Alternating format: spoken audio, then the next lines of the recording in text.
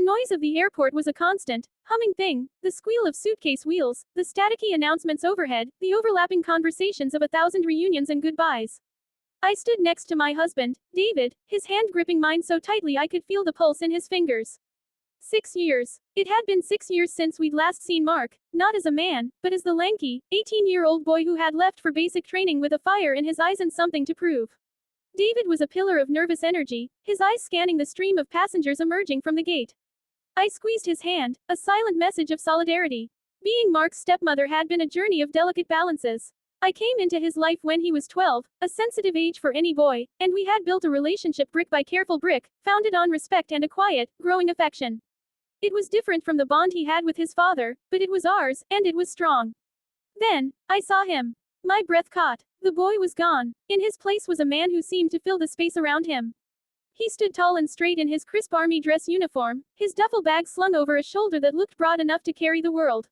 His face, once soft with youth, was now all sharp angles and a firm-set jaw, tanned by a sun I hadn't felt. But it was his eyes that held me. They scanned the crowd with a calm, focused intensity that was new, missing the restless energy of his youth. Mark. David's voice broke, and he surged forward. I watched as father and son collided in a powerful embrace. David, a strong man himself, seemed to melt into his son, his shoulders shaking with silent sobs. Mark held him tightly, his eyes closed for a long moment, and when he opened them, they found me over his father's shoulder. A slow, genuine smile softened the stern lines of his face. It was a sight that instantly bridged the years. Linda, he said, his voice deeper, more resonant than I remembered.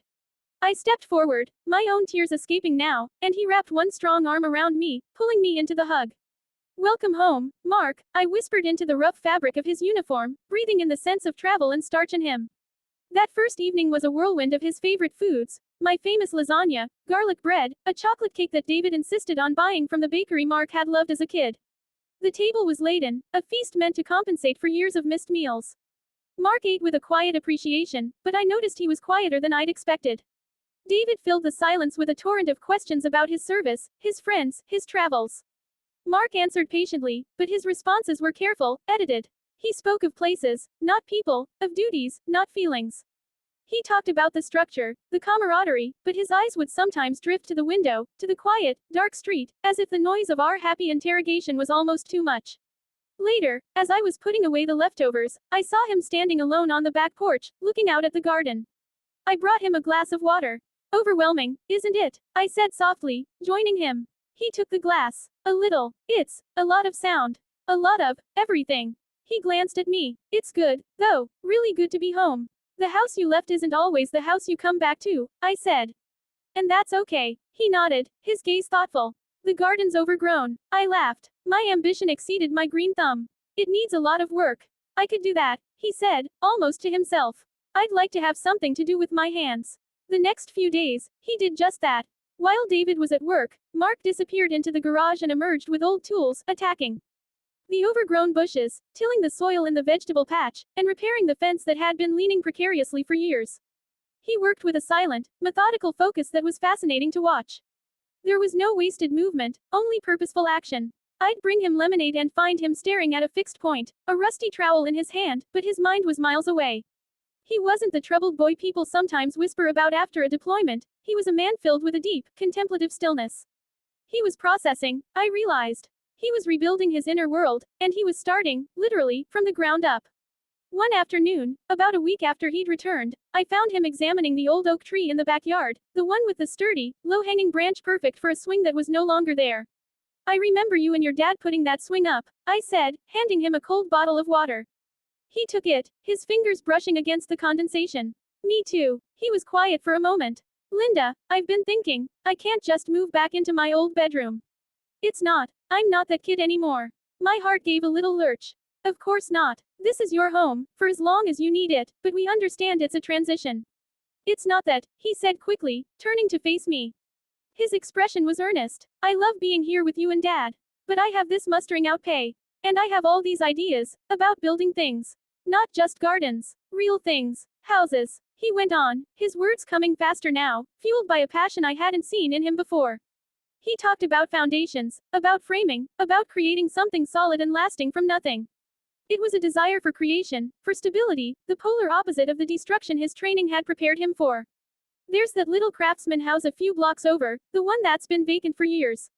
It's a fixer-upper, I said cautiously. I've seen it, he said, a spark in his eyes. The roof is sagging, and the porch is rotten. But the bones are good. An idea, both crazy and wonderful, began to form in my mind. David and I had a small rental property, a modest bungalow that had just been vacated by a long-term tenant. It was functional but dated, and we had been debating what to do with it. That night, after a quiet dinner, I broached the subject with David and Mark. I placed the keys to the bungalow on the coffee table. Mark, I said, your father and I have been talking. The bungalow on Elm Street needs work. If you're serious about this, if you want to learn, we'd like you to be the foreman of its renovation. You can live there while you work on it. Consider it your first project. David looked at me, then at Mark, his expression a mixture of surprise and dawning understanding. He trusted me, and he saw the fire in his son's eyes. It's a sound house, David said slowly. But it needs a vision. Do you have one? Mark looked from the keys to his father, to me. The silence in the room was profound. Yes, sir, he said, his voice thick with emotion. I do. The following Monday, Mark moved his few belongings into the empty bungalow. He didn't see it as a step back, but as a first step forward. He spent the first week just walking through the rooms, making sketches, taking measurements. He was meticulous, patient. David, an engineer, would come over after work, and the two of them would pore over Mark's drawings, their heads bent together, talking about load-bearing walls and electrical conduits. It was a new language for them, a bridge built not of nostalgia, but of shared purpose. I became the supply runner and lunch provider. I'd find Mark covered in dust, tearing out old lathe and plaster with a controlled fury, or carefully installing new insulation. He was teaching himself, watching videos, making mistakes and correcting them. The process was transformative, not just for the house, but for him. The faraway look in his eyes began to be replaced by the focused gaze of a man fully present in his task. One sunny afternoon, I found him sitting on the back steps of the bungalow, staring at a small, velvet box in his hand. My steps faltered. He looked up, and for the first time, I saw a flicker of vulnerability that reminded me of the boy he'd been. It's not what you think, he said with a small, sad smile. He opened the box. Nestled inside wasn't an engagement ring, but a medal. A bronze star. I sat down beside him, the wooden step warm from the sun. I didn't do anything special, he said, his voice low. Everyone over there did. I just was in the right place at the wrong time. He told me a story then, not of glory, but of chaos and fear, and a split-second decision to pull two injured comrades from a damaged vehicle. He spoke of the noise, the dust, the overwhelming responsibility. He didn't say he was a hero, he said he was scared. He said he just did his job. Your father would be so proud, I whispered, my throat tight. I don't want him to be proud of that, Mark said, closing the box with a soft click. I want him to be proud of this. He gestured to the house behind us. I want to build things, Linda. I want to make things whole. Not what I had to do over there. I understood then the depth of his desire. It wasn't a hobby or a career path. It was a fundamental need for redemption, for peace, written in 2x4s and drywall. He is proud of this, I said firmly. And so am I. That evening, Mark finally showed the medal to his father. He didn't present it as a trophy, but as a confession, an explanation for the man he had become. David listened, his eyes glistening, and when Mark finished, David didn't salute his son the soldier. He pulled him into a long, tight hug, the kind that forgives all unspoken fears and celebrates a safe return.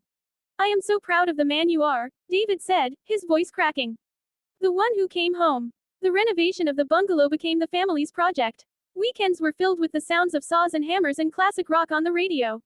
We painted walls together, argued over cabinet hardware, and celebrated when the new kitchen floor was finally level. The house transformed, and so did we. Mark's quiet leadership and surprising skill commanded a new kind of respect from David, a peer-to-peer admiration that was beautiful to witness. The final touch was the porch. Mark had rebuilt it from the ground up, with a wide, welcoming deck and a sturdy swing at one end. We all stood back to admire it on the day he declared the project finished. The house was no longer a dated bungalow, it was a charming, modern home, filled with light and the scent of fresh paint and new beginnings. It's perfect, David said, his arm around my shoulders. It's a good start, Mark said, but he was smiling, a true, easy smile that reached his eyes. A few weeks later, Mark told us he had been offered a job with a local construction company that specialized in custom homes. He had shown the foreman his work on the bungalow, and they were impressed. He was also putting an offer on a vacant lot on the edge of town. He had the blueprints already drawn up for his own house. We were in our backyard, the one he had first tended to upon his return. The garden was now lush and blooming, a testament to his care. I want to break ground next month, he said, unrolling the blueprints on the patio table. They were detailed, professional, and entirely his own design. It was a simple, solid home, with a big porch and lots of windows. As David leaned over to examine the plans, pointing to a detail and asking a question, I felt a profound sense of peace. The soldier had come home, but the man who stayed was a builder. His desires weren't for the past, but for the future. He didn't want to reclaim his old room, he wanted to lay a new foundation. And as a family, we had learned that the strongest bonds aren't just about welcoming someone back, but about having the courage to build a new home together, one careful, loving piece at a time.